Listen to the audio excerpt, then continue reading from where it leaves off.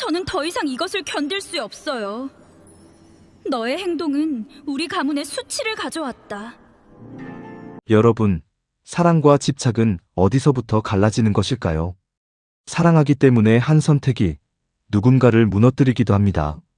사랑하기 때문에 지키려 한 것이 결국 모든 것을 잃게 만들기도 합니다. 오늘 이야기에는 그런 여인이 있습니다. 이름은 김씨 부인. 혼인한 지 25년. 2번의 아이를 잃었습니다. 더 이상 아이를 가질 수 없었습니다. 그리고 문중 어른들이 씨바지를 드리자는 말을 꺼냈습니다. 그때 먼저 입을 연 사람은 부인이었습니다. 제가 직접 고르겠습니다.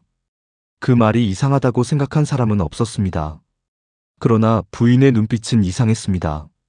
슬픔이 아니었습니다. 체념이 아니었습니다. 무언가를 결심한 사람의 눈이었습니다. 부인이 직접 고른 여인은 셋이었습니다. 그중 하나인 하은이라는 여인에게 부인은 특별히 무언가를 하고 있었습니다. 대감이 알아채기 전부터 밥을 챙겼습니다. 옷을 챙겼습니다. 몸을 물었습니다. 씨바지를 드리고 그 여인을 챙기는 부인. 이상한 일이었습니다. 그리고 그것을 눈치챈 사람이 있었습니다. 복녀였습니다. 복녀가 하은을 찾아가 직접 물었습니다. 그리고 알아냈습니다. 하은이 이 집에 들어오기 전부터 아이를 가지고 있었다는 것을, 그리고 그것을 알면서 부인이 하은을 뽑았다는 것을, 그리고 아이가 태어나던 날, 대감이 부인을 찾아가 물었습니다. 당신 알고 있었소? 부인이 대답했습니다. 알고 있었습니다. 그리고 그 다음에 나온 말이 그 집안을 무너뜨렸습니다. 오늘 이야기는 사랑이라는 이름으로 한 선택이 어디까지 닿는지에 대한 이야기입니다. 끝까지 들어주세요. 지금부터 시작합니다. 늑대 이야기 구독과 좋아요 부탁드립니다. 경상도 어느 고을, 대대로 이름 있는 윤씨 집안. 윤대감은 이 고을에서 손꼽히는 사람이었습니다. 벼슬도 있었고 재산도 넉넉했습니다. 집안의 역사가 깊었습니다. 그런데 단 하나가 없었습니다. 자식이었습니다. 부인 김씨와 혼인한 지 25년이 지났습니다. 2번 아이가 생겼습니다. 그러나 2번 다 잃었습니다. 첫째는 태어나기 전에, 둘째는 태어나고 며칠 만에. 부인은 그 뒤로 몸이 많이 상했습니다. 의원이 말했습니다. 다시는 아이를 가지기 어렵다고. 처음에는 두 사람이 서로를 위로했습니다. 괜찮소? 괜찮습니다. 그러나 세월이 지나면서 그 말도 줄었습니다. 2번째 아이가 태어나고 며칠 만에 떠난 그날 이후 두 사람은 그 일을 입에 올리지 않았습니다. 말하면 더 아플 것 같았습니다. 그래서 말하지 않았습니다. 말하지 않는 것이 쌓이면 거리가 됩니다. 그렇게 두 사람 사이에 조용한 것이 자리 잡았습니다. 그해 봄, 문중 어른들이 모였습니다. 이제는 더 기다릴 수 없습니다. 씨바지를 드려야 합니다. 윤대감이 아무 말도 하지 않았습니다. 그때였습니다. 부인이 말했습니다. 제가 직접 고르겠습니다. 방이 조용해졌습니다. 문중 어른 하나가 말했습니다. 부인이 직접? 그렇습니다. 이 집에 들어올 사람이라면 제가 보고 골라야 합니다. 윤대감이 부인을 봤습니다. 평소와 달랐습니다. 눈빛이 슬픔도 아니었습니다. 체념도 아니었습니다. 무언가를 결심한 사람의 눈이었습니다. 씨바지를 뽑는 날이 됐습니다. 수십 명의 여인이 몰려왔습니다. 부인이 직접 봤습니다. 하나씩. 그리고 3명을 골랐습니다. 첫째는 수련이었습니다. 가난한 집안의 맏딸이었습니다. 몸이 건강했습니다. 둘째는 복녀였습니다. 빚에 쫓기는 형편이었습니다. 말이 빠르고 눈치가 빨랐습니다. 셋째는 하은이었습니다. 하은은 조용했습니다. 말수가 적었습니다. 그 많은 여인들 중에서 눈에 띄지 않는 사람이었습니다. 그런데 부인은 하은을 뽑았습니다. 하인이 말했습니다. 부인, 저 여인은 건강해 보이지도 않고. 부인이 말했습니다. 괜찮다. 그리고 더 말하지 않았습니다. 하은은 부인이 자신을 고를 때 눈이 마주쳤습니다. 부인의 눈이 달랐습니다. 처음 보는 사람을 보는 눈이 아니었습니다. 오래 알아온 사람을 보는 눈이었습니다. 하은의 가슴이 조금 흔들렸습니다. 언니였습니다. 오래전에 헤어진 언니. 시집을 갔다는 말만 들었지 어디로 갔는지 몰랐던 언니. 그 언니가 지금 자신을 이 집의 씨바지로 고르고 있었습니다. 하은은 그것을 느꼈습니다. 그러나 아무 말도 하지 않았습니다. 말할 수 없었습니다. 사흘 뒤 새 여인이 집으로 들어왔습니다. 새 여인이 집에 들어온 첫날 밤이었습니다. 세 사람은 각기 다른 방에 있었습니다. 윤대감이 어느 방으로 향했을지 집 안하인들이 눈치를 살폈습니다. 대감이 가장 먼저 향한 것은 수련의 방도 복녀의 방도 아니었습니다. 하은의 방이었습니다. 복녀가 그것을 알았습니다. 눈빛이 굳었습니다. 수련은 불안했습니다. 그런데 이상한 것이 또 있었습니다. 부인이 그것을 알면서도 막지 않는다는 것이었습니다. 며칠이 지나도 대감의 발걸음은 하은의 방으로만 향했습니다. 복녀가 부인에게 은근히 말을 꺼냈습니다. 마님, 저는 언제?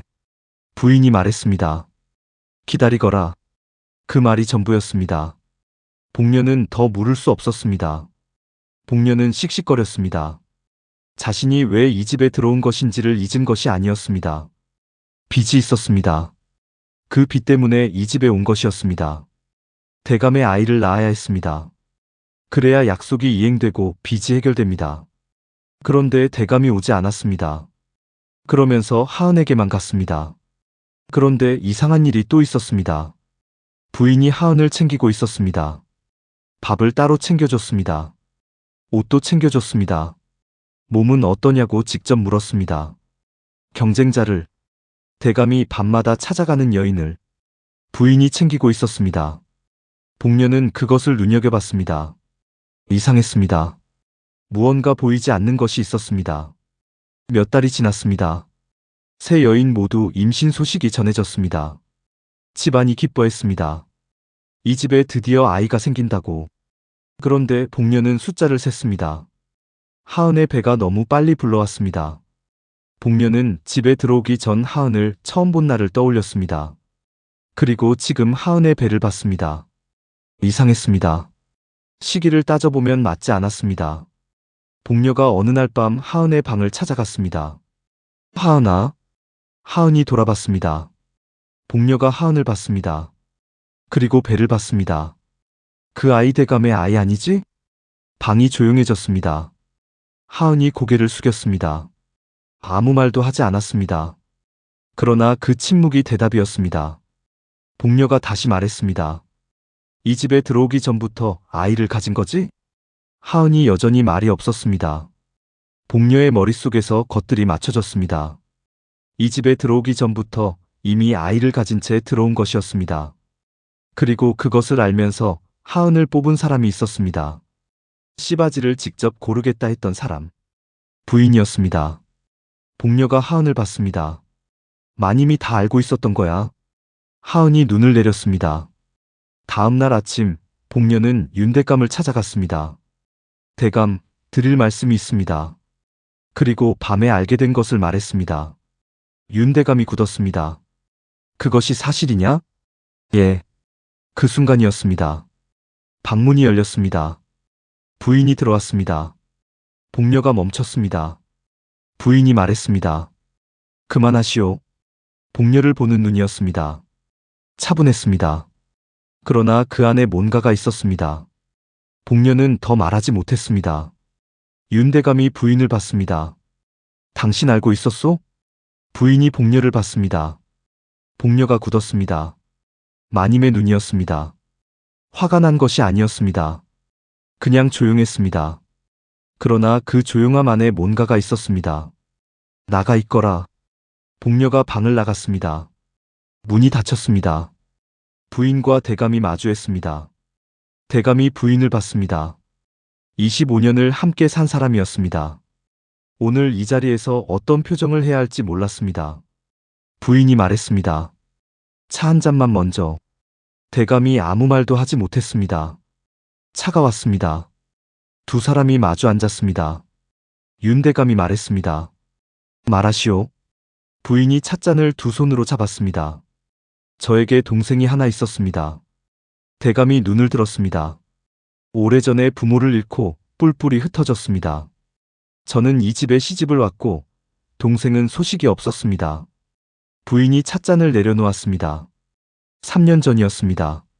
소식을 들었습니다. 동생이 살아있다는 것을, 그리고 아이를 가졌는데 홀몸이라는 것을. 윤대감이 잠시 있었습니다. 그 동생이 하은입니다. 방이 조용해졌습니다. 부인이 말을 이었습니다. 처음엔 그냥 거두어 살게 하려 했습니다. 그런데 문중에서 씨바지를 드리자는 말이 나왔습니다. 그리고 생각했습니다. 대감이 부인을 봤습니다. 이 집 핏줄은 내 피로 이어지게 하겠다고. 그 말에 방 안 공기가 달라졌습니다. 당신이 씨바지를 드리겠다면 그 사람이 내 동생이어야 한다고 결심했습니다. 윤대감이 오래 부인을 봤습니다. 그것이 동생을 위한 것이요? 아니면 부인이 말했습니다. 저를 위한 것이었습니다. 솔직한 말이었습니다.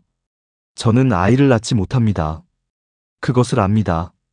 그러나 제 핏줄을 이어받은 아이가 이 집에 있으면 그것이 제 아이라는 생각이 들 것 같았습니다. 윤대감은 오래 말이 없었습니다. 부인이 그 침묵을 기다렸습니다. 창밖에서 바람이 불었습니다. 대감이 말했습니다. 나를 속인 것이요. 그렇습니다. 그 아이가 내 아이가 아니라는 것을 알면서 그랬습니다. 왜? 부인이 잠시 있었습니다. 당신이 저를 버리려 했기 때문입니다. 대감이 눈을 들었습니다. 씨바지를 드린다는 것은 저를 이 집에서 지워가는 것이었습니다. 아이를 낳지 못하는 부인 대신 아이를 낳아줄 여인을 드리는 것. 부인의 목소리가 흔들리지 않았습니다. 당신은 그것이 어떤 것인지 생각했습니까? 25년을 함께 살아온 부인에게 다른 여인을 드리겠다고 말하는 것이. 대감이 굳었습니다. 저는 그날 밤 아무 말도 하지 않았습니다. 울지도 않았습니다. 그냥 결심했습니다. 부인이 찻잔을 두 손으로 잡았습니다. 그때 저는 생각했습니다. 지워질 바에는 제가 선택하겠다고. 이 집에 들어올 사람을 제가 정하겠다고. 대감이 말이 없었습니다. 잘못된 선택이라는 것을 압니다. 동생을 이용한 것도, 당신을 속인 것도. 그러나 그때는 그것이 제가 할 수 있는 전부였습니다. 방 안이 조용해졌습니다. 대감이 오래 부인을 봤습니다. 잘못됐어. 알고 있습니다. 그러나 나도. 대감이 말을 멈췄습니다. 내가 씨바지를 드리겠다 했을 때 당신 마음을 물어보지 않았어. 당신이 어떤 마음인지를. 그냥 집안 핏줄만 생각했어. 부인이 말이 없었습니다. 대감이 말했습니다. 25년이요? 예. 25년을 함께 살았어. 그렇습니다. 대감이 일어났습니다. 그리고 아무 말도 하지 않고 방을 나갔습니다. 며칠 뒤 하은이 아이를 낳았습니다. 아들이었습니다. 집안이 기뻐했습니다. 그러나 하은은 기쁘지 않았습니다. 아이를 안고 오래 그 얼굴을 봤습니다. 부인이 방으로 들어왔습니다. 두 사람이 마주봤습니다. 하은이 말했습니다. 언니. 부인이 멈췄습니다. 이렇게 하면 안 됐어요. 부인이 아무 말도 하지 않았습니다. 저는 괜찮다고 했지만 괜찮지 않았어요. 이 집에 들어오는 것이. 그리고 언니가 이 방법을 선택한 것도. 하은이 아이를 부인에게 내밀었습니다. 이 아이는 여기 있어야 합니다. 그러나 저는 여기 있으면 안 됩니다. 부인이 아이를 받았습니다. 저를 위해서 이런 것이라면 저는 괜찮지 않습니다. 하은이 일어났습니다. 언니가 이 집에서 잘 사시길 바랍니다. 그리고 나갔습니다. 부인은 아이를 안은 채 하은이 나간 문을 오래 봤습니다. 복녀와 수련도 얼마 뒤 각자의 길로 돌아갔습니다. 집안이 조용해졌습니다. 윤대감은 아이를 버리지 못했습니다. 그 아이를 볼 때마다 부인의 말이 떠올랐습니다. 이 집 핏줄은 내 피로 이어지게 하겠다고. 사랑이었을까요? 집착이었을까요? 대감은 알 수 없었습니다. 부인은 집안 한쪽에서 조용히 살았습니다. 이전처럼 대감과 마주치지 않았습니다. 그러나 아이는 챙겼습니다. 매일 아침 아이 방에 갔습니다. 밥을 확인했습니다. 옷을 챙겼습니다. 아이가 말을 배우기 시작했습니다. 어느 날 아이가 부인에게 기어갔습니다. 부인이 아이를 들어 안았습니다. 아이가 웃었습니다. 부인도 웃었습니다. 그 웃음을 보는 사람이 없었습니다. 그것이 슬픈 것인지 아닌지를 부인은 생각하지 않았습니다. 그냥 아이를 안고 있었습니다. 집안이 조용했습니다. 씨바지들이 떠나고 나서 더 조용해졌습니다. 대감과 부인은 각자의 방에 있었습니다. 서로 말을 피했습니다. 그러나 아이가 있었습니다. 아이는 아무것도 몰랐습니다. 누구의 핏줄인지, 이 집에서 어떤 일이 있었는지, 어머니가 어디 갔는지, 그냥 안아주는 사람에게 웃었습니다. 부인이 오면 웃었습니다. 대감이 오면 웃었습니다. 그 아이가 이 집의 공기를 바꿨습니다. 작은 울음, 작은 웃음, 작은 손. 그것이 이 집에 있었습니다. 그의 겨울이었습니다. 윤대감이 부인을 찾아왔습니다. 오래간만이었습니다. 부인이 고개를 들었습니다. 대감이 말했습니다. 당신이 옳지 않았소. 압니다. 나를 속였소. 그렇습니다. 그러나 대감이 잠시 멈췄습니다. 나도 잘못했소. 부인이 말없이 받습니다. 씨바지를 드리는 것이 당신에게 어떤 것인지를 생각하지 않았소. 집안의 핏줄만 생각했지 당신의 마음은 생각하지 않았소. 부인이 눈을 내렸습니다. 25년이요? 예. 그 세월이 이렇게 됐소. 대감이 방을 나가려다 멈췄습니다. 그 아이 잘 키웁시다. 부인이 고개를 들었습니다. 대감이 말했습니다. 어찌됐든 이 집에 온 아이요. 그 아이가 이 집에서 잘 자라면 됩니다. 그리고 나갔습니다. 부인은 오래 그 자리에 있었습니다. 대감이 나간 문을 봤습니다. 25년. 그 세월이 이렇게 됐습니다. 원망이 남아있지 않다면 거짓말이었습니다. 그러나 그 원망보다 더 오래된 것도 있었습니다. 함께 위로하던 날들. 괜찮소? 괜찮습니다. 그 말이 진심이었던 날들이 있었습니다. 그것이 완전히 없어진 것은 아니었습니다. 창밖에서 눈이 내리고 있었습니다. 부인이 자리에서 일어났습니다. 아이 방으로 갔습니다. 오늘 이야기 어떠셨나요? 부인의 선택은 옳았을까요? 잘못되었을까요? 부인은 스스로도 말했습니다.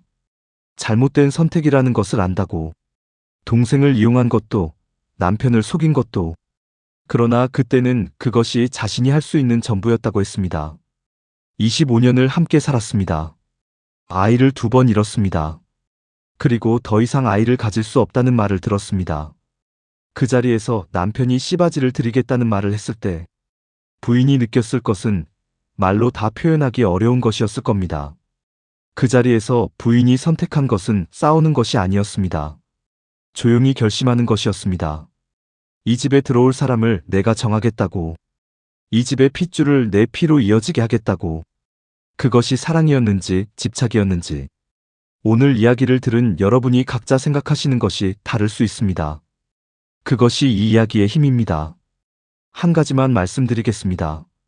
부인의 이야기는 잘못된 것을 잘했다 말하는 이야기가 아닙니다. 동생을 이용했습니다. 남편을 속였습니다.